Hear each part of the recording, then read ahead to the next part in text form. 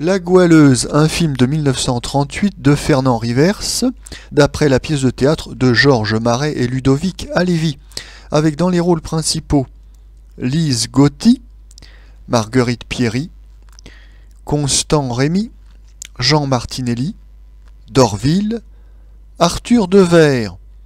Le sujet: un industriel, Constant Rémy, se laisse accuser du meurtre d'un maître chanteur pour sauver l'assassin, un dévoyé qui est son fils. Il s'agit de Jean Martinelli. Mais ce dernier est obligé d'avouer et, pour échapper à la justice, se suicide dans sa cellule. Il s'agit ici d'un mélodrame qui met en scène une goualeuse, c'est-à-dire une chanteuse des rues, qui est la grande artiste Lise Gotti. Alors Lise Gotti, elle était apparue bien involontairement en 1934 dans un film de Jean Vigo, La Talente, où sa voix avait été utilisée donc contre sa volonté par le réalisateur. Ici, rien de tel, elle joue le premier rôle, elle va interpréter uniquement 2 chansons, dont l'une, Le bonheur est entré dans mon cœur, qui sera un succès. François Vineuil fait allusion à ce film dans une de ses critiques.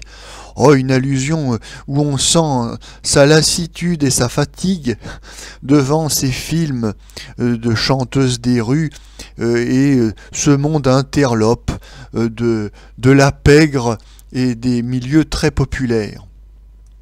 Oui, on peut comprendre cet agacement, car en 1938, ça fait bien 40 ou 50 ans qu'on nous bassine toujours avec ce naturalisme né avec Zola, qui est un courant littéraire et un courant de pensée qui s'intéresse un peu trop à une description misérabiliste des classes inférieures, des quartiers populaires, de la pègre, etc.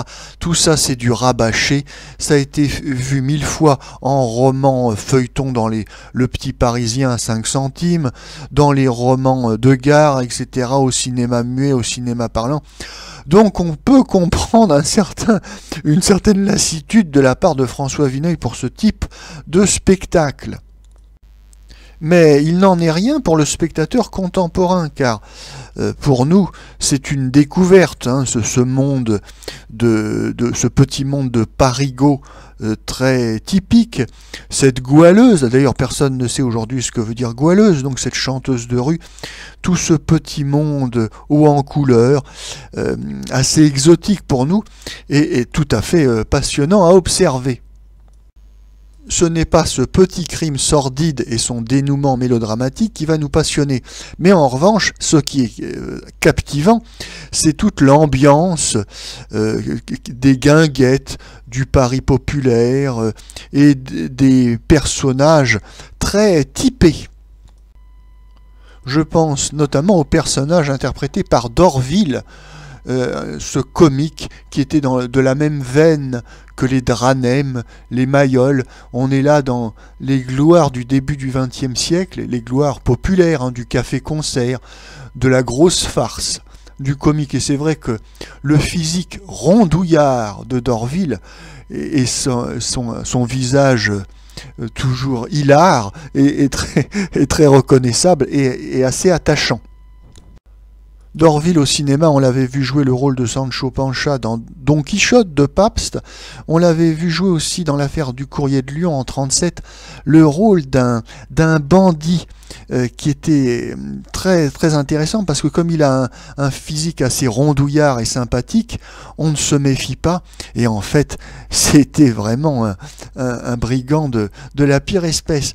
Et puis donc on le revoit donc dans La Goualeuse et puis on le verra pousser la chansonnette également avec Arletty dans Circonstances atténuantes en 1939.